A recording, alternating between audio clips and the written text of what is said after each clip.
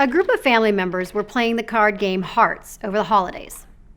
In this game, everyone is dealt a hand of cards, and these hands are played out in rounds. At the beginning of each hand, players will pass 3 cards before play begins. The first hand, they pass 3 cards to the left. The next hand, they pass 3 cards to the right. And the third hand, in the third hand, they started to argue. Bill thought on the third hand they should hold their cards and not pass any. Corey disagreed. That was true with an odd number of players, but with 4 players, he argued, players pass 3 cards across. In this case, Corey would pass with Tracy and Bill would pass with Scott. Because Tracy had been excitedly talking about decision-making by consent earlier that day, Bill asked her how the situation could possibly be resolved by consent. It has to be one way or the other, right?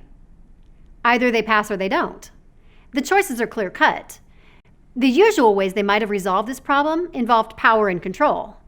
Either they used legalistic means by consulting a rule book, or the majority would overrule the minority. Somebody would get their way and somebody would be forced to back down. The situation threatened their family harmony. Tracy did not have a solution, but she decided to trust the process. First, she did a picture-forming round. What were each player's interests? Bill really thought they were to hold their cards, and he liked his cards and wanted to keep them. Corey thought the opposite and wanted to pass his cards. And Scott didn't care either way.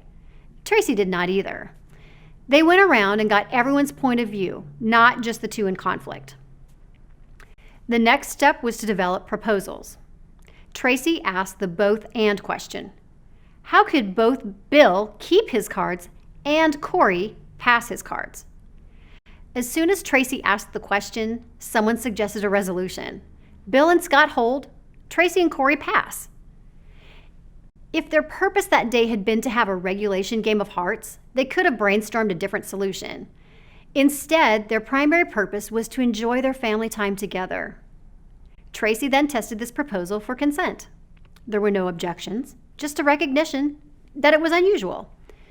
Tracy took a moment with her family to reflect on how nobody had to back down.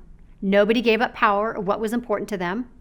The solution was not some hidden agenda that one of them was pushing. The family enjoyment, their true purpose, was strengthened. Most important, the solution did not emerge until the question was framed as, how can we have both? This question stimulated real creative thinking. Many real-life situations are more complex than this card game, and the stakes are higher. People have strongly held beliefs and values that seem in opposition. One time, we were asked to facilitate a board of directors retreat, and right before the big day, they had a controversial policy issue arise. People were emotionally charged and yelling at each other, and the board president told us, "We are so upset with each other, we don't even know how to have the conversation. This will be a test for your method." Afterward, she said the process allowed them to really hear each other's concerns and come to a wise resolution that nobody would have predicted ahead of time.